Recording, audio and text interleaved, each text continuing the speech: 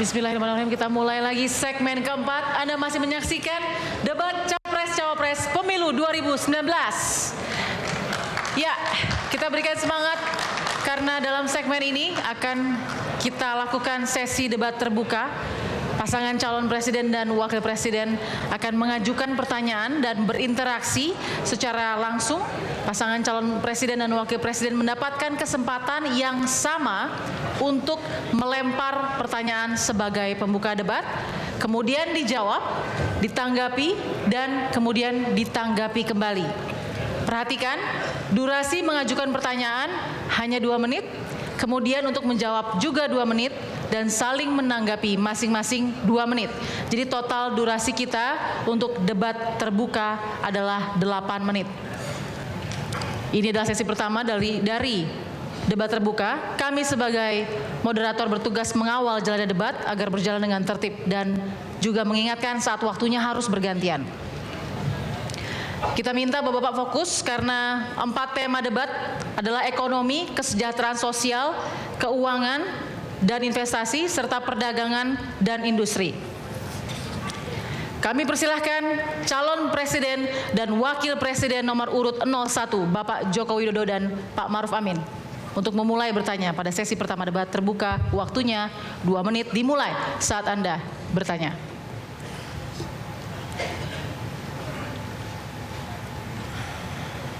Pertanyaan kami singkat. Apa yang akan Bapak Prabowo lakukan dalam rangka pengembangan ekonomi digital, dalam hal ini pengembangan e-sport, Mobile Legends ke depan? Baik, masih ada 1 menit 35 detik, silakan. Cukup. Cukup. Baik, silakan pasangan calon presiden dan wakil presiden nomor urut 02, Bapak Prabowo dan Sandiaga, untuk menjawab. Durasi 2 menit dimulai dari berbicara. You wanna test your vice president? Oke. Terima kasih Pak Presiden. E-sports merupakan salah satu sektor yang sangat berkembang seiring dengan pengembangan digital economy dan banyak sekali peminatnya. Mobile Legends salah satunya, dan saya rasa kita memiliki peluang untuk menciptakan produk-produk yang betul-betul menguasai pasar dunia. Karena sektor ekonomi kreatif ini, para anak-anak muda milenial Indonesia ini hebat-hebat sekali. Saya keliling ke seluruh wilayah Indonesia, mereka menanamkan satu optimisme. Saya sebutnya sebagai generasi pop. Mereka positif, optimis, dan produktif. Nah, strategi kami sangat jelas. Kembali kepada entrepreneurship. Dan kunci pemerintah adalah memfasilitasi. Karena kita tidak terlalu bisa meregulasi industri yang sangat cepat berkembang. Dan akhirnya ujungnya untuk apa? Untuk kesejahteraan rakyat dengan membuka lapangan kerja yang seluas-luasnya. Jangan sampai Indonesia yang tentunya dengan pasar yang sangat besar ini hanya fokus untuk diserbu oleh produk-produk impor, termasuk produk-produk e-sports. Dan kami akan memfasilitasi pemerintah bekerja sama dengan Rumah Siap Kerja untuk Anak Muda yang kami luncurkan kemarin. Kita akan membuat satu event-event pelatihan agar kita juga punya juara-juara dunia, tapi jangan sampai e-sports itu bisa mempengaruhi tentunya generasi ke depan kita tidak memiliki akhlakul yang karimah. Nah, oleh karena itu kami fokus pengembangan ekosistem ini berbasis ekonomi digital haruslah berujung kepada peluang lapangan pekerjaan bagi anak-anak muda. Rumah Siap Kerja untuk Anak Muda siap mengembangkan dan langsung konkret memberikan strategi khusus pengembangan e-sports. Tahan.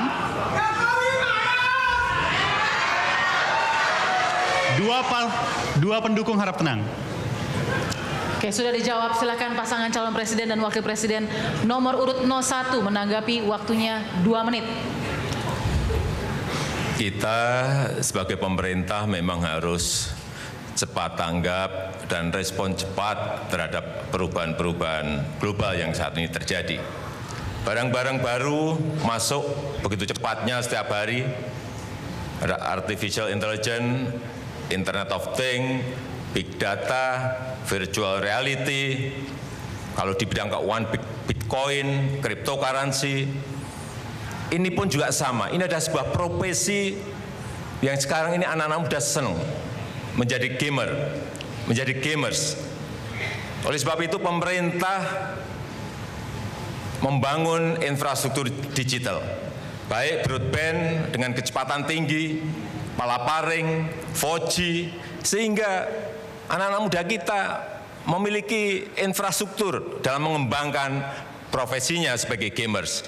Yang kedua, membangun ekosistem yang nyaman bagi mereka berusaha membuat game. Dan ini saya kira sebuah peluang yang besar bagi industri game di Indonesia. Kita melihat juga bahwa nilai ekonomi di bidang ini bertumbuh sangat pesat. Catatan yang saya terima di 2017, perputarannya sudah mencapai 11-12 triliun dengan pertumbuhan per tahun 25-30%. Oleh sebab itu jangan sampai kita terlewat merespon setiap perubahan-perubahan yang ada. Kemudian juga kita melihat anggaran-anggaran iklan sekarang bergeser ke sana. Bergeser ke sana dalam jumlah yang sangat besar. Ini juga harus dilihat dan diwaspadai, sehingga kita merespon dengan regulasi-regulasi yang benar. Kemudian juga menjadi pemain e-sport yang profesional itu butuh sebuah fisik yang baik, butuh latihan-latihan yang detail, sehingga betul-betul nanti menjadi profesional dunia. Bapak. Baik. Harap tenang. Ditahan dulu, harap tenang. Berikutnya pasangan calon presiden dan wakil presiden nomor urut 02 untuk menanggapi kembali. Waktunya sama 2 menit akan dimulai saat Anda menanggapi. Saya memfokuskan nanti kebijakan-kebijakan saya dalam hal-hal yang mendasar yang menjawab kebutuhan pangan rakyat Indonesia. Tingkatkan produksi pertanian, tingkatkan penghasilan bagi petani, lindungi penghidupan dan penghasilan nelayan, tingkatkan kualitas hidup buruh, guru honorer. Itu yang saya akan fokus. Digital itu bagus, tapi rakyat kita butuh swasembada pangan, pangan dalam harga terjangkau. Kita harus turunkan harga. Rakyat kita sedang susah. Kita harus jaga kekayaan Indonesia. Itu yang akan saya fokus. Ya, saya teringat cerita dari Saudara Rahman. Ini anak muda milenial. Saya bertemu di Sidrap, Sulawesi Selatan. Beliau menggunakan teknologi di industri pertanian. Dan waktu bertugas di DKI, perusahaan milik daerah BUMD Food Station membeli beras dari milenial-milenial yang sekarang masuk ke industri pertanian. Saya kagum, mereka memiliki komitmen. Banyak yang menyatakan bahwa milenial ini ya pasti akan ke kota meninggalkan pedesaan. Ternyata banyak sekali milenial-milenial seperti Rahman. Bersama Prabowo Sandi kita akan ciptakan Rahman-Rahman lain, Rahman-Rahman baru di seluruh wilayah Indonesia. Kita harus mampu anak-anak muda ini dengan teknologi digital, teknologi yang berkaitan dengan pertanian, mekanisasi, mereka bisa meningkatkan produktivitas daripada sektor pertanian kita. Jangan terus kita akhirnya harus dibulan-bulani dengan harga bahan pokok yang mahal. Tapi kita juga pada satu saat harus bermimpi bahwa kita bisa mengekspor pangan. Sudah saatnya, wes wayahe, Indonesia harus menjadi kekuatan ekonomi pangan dan kekuatan energi dunia. Terima kasih. Baik, waktu habis. Silakan memberikan semangat. Silakan. Harap tenang. High five. Sesi pertama telah selesai. Harap tenang terlebih dahulu. Kita masuk. Para pendukung harap tenang dulu. Para pendukung harap tenang terlebih dahulu karena kita akan mengikuti sesi selanjutnya. Harap tenang dulu. Sesi kedua masih ada. Kita akan memulai debat terbuka sesi kedua. Selanjutnya dalam sesi ini giliran Bapak Prabowo Subianto dan juga Sandiaga Uno sebagai nomor urut 2 untuk memberikan pertanyaan. Waktu kami persilahkan 2 menit akan dimulai saat Anda bertanya. Silakan. Pak Jokowi yang saya hormati, Kami mengapresiasi fokus terhadap ekonomi digital dan kami sepakat.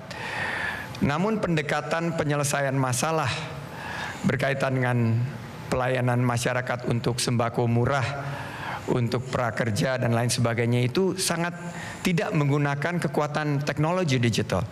Kami menawarkan satu kartu super sakti yang ada di dompet masing-masing, yaitu eKTP, yang bisa menyelesaikan 3 permasalahan tersebut sekaligus. Dan ini sudah dicoba kemarin pada acara Young Entrepreneur Summit oleh ilmuwan-ilmuwan ITB. Alhamdulillah berjalan dengan baik. Tapi pertanyaannya bukan itu, Pak. Pertanyaannya adalah ini dalam satu berita bahwa neraca dagang Republik Indonesia masih tekor. Bapak menyatakan bodoh banget kita. Dan tentunya ini menjadi suatu hal yang membuat kami terenyuh. Bahwa sekarang kita defisit neraca perdagangan minus 8 miliar dolar. Dengan RRC kita minus 18 miliar dolar. Kita bangga dengan perkembangan e-commerce, dengan perkembangan teknologi digital dan unicorn yang Bapak sebut. Tapi kita dibanjiri produk-produk dari luar negeri. Saya juga terenyuh bahwa impor migas yang menjadi bagian terbesar ini sebetulnya bisa diselesaikan dengan pendekatan yang lain. Oleh karena itu, pertanyaan saya, strategi Bapak seperti apa untuk membalikkan neraca perdagangan kita sehingga kita bisa jaya seperti pemerintah-pemerintah sebelumnya yang bisa menjadi pengekspor bukan hanya pengimpor dan membuka pintu selebar-lebarnya untuk apa-apa harus impor. Terima kasih. Baik, waktu habis. Bersiap. Ditahan dulu. Bersiap kepada Bapak Joko Widodo dan juga Pak Maruf Amin untuk menjawab. Durasi 2 menit dimulai saat Bapak berbicara. Saya kira data terbaru yang harus saya sampaikan kepada Bapak, tahun 2018 memang neraca kita defisit kurang lebih 8 miliar US dollar. Tetapi pada kuartal pertama tahun ini, coba dilihat, defisit kita turun 0,67 miliar dolar. Artinya usaha kita mati-matian untuk menekan defisit neraca perdagangan ini bukan main-main. Apa yang ingin kita lakukan ke depan? Substitusi barang-barang impor itu harus dikerjakan di Indonesia.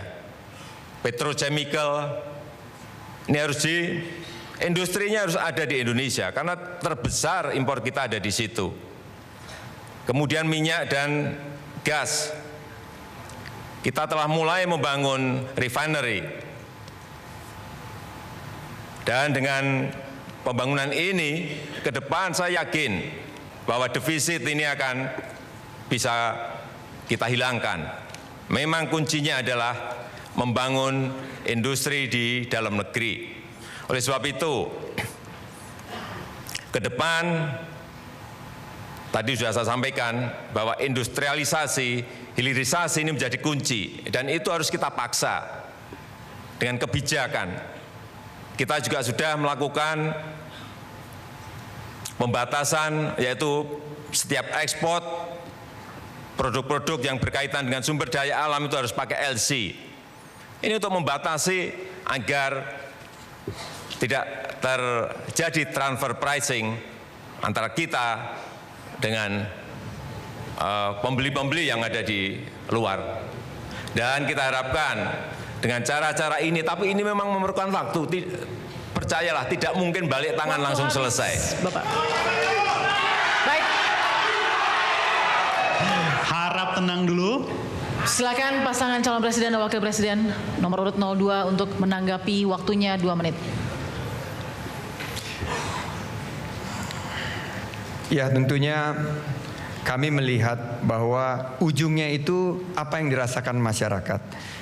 Dengan defisit perdagangan yang terus kita hadapi sekarang, tentunya yang Februari datanya kami miliki, defisitnya turun karena juga impornya turun. Dan impor turun yang apa? Adalah bahan-bahan yang diperlukan untuk proses produksi kita. Ini justru malah mengkhawatirkan kita.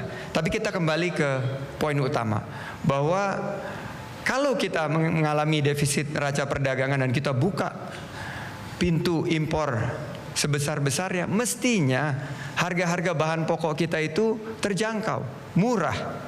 Mestinya harga energi yang dikeluhkan sekarang oleh ibu-ibu di seluruh wilayah Indonesia, bahwa saya selalu tanya, harga listrik turun atau naik? Naik. Bagaimana dengan harga-harga bahan pokok? Turun atau naik? Naik. Belanja murah atau mahal? Mahal. Nah, ini tidak terselesaikan dengan kebijakan perdagangan kita. Saya bersama Pak Prabowo memiliki strategi yang kita sebut sebagai big push strategi, strategi dorongan besar. Kita kembangkan bagaimana swasembada pangan. Swasembada pangan ini kita dorong proses-proses produksi kita, pupuk dilancarkan, para petani bisa mendapatkan bibit, bisa mendapatkan obat-obatan yang murah, dan stop impor saat panen.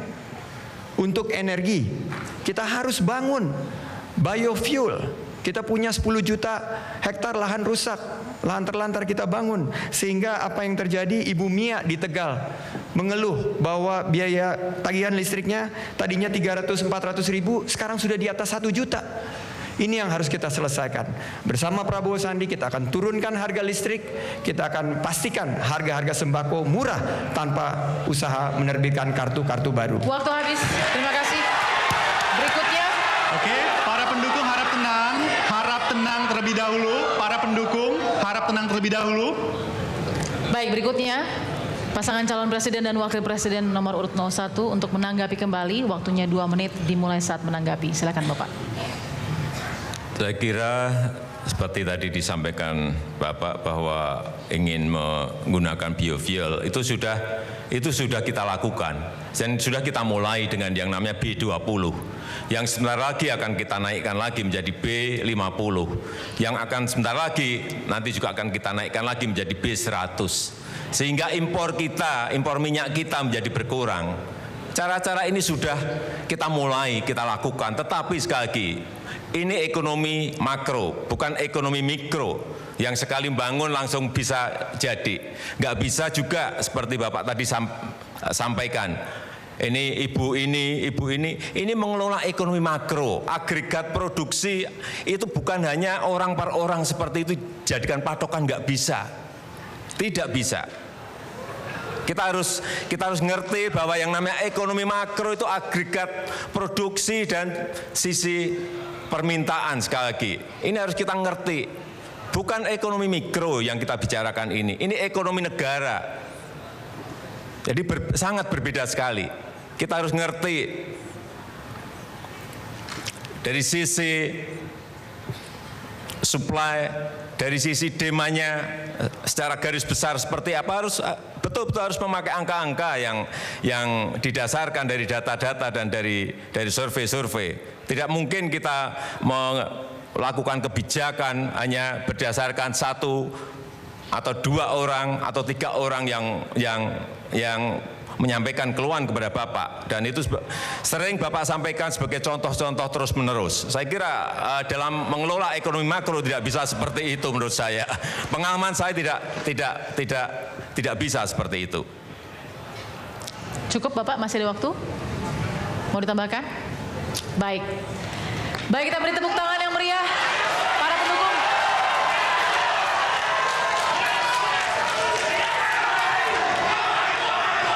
Cukup. Harap baik. tenang, cukup. Para pendukung, cukup. Sudah kita saksikan bersama debat terbuka antar pasangan calon presiden dan wakil presiden, dan segmen berikutnya debat terbuka sesi ketiga dan sesi keempat akan dipandu oleh rekan saya Tommy Ristanto. Jadi tetaplah bersama debat kelima Capres Cawapres Pemilu 2019.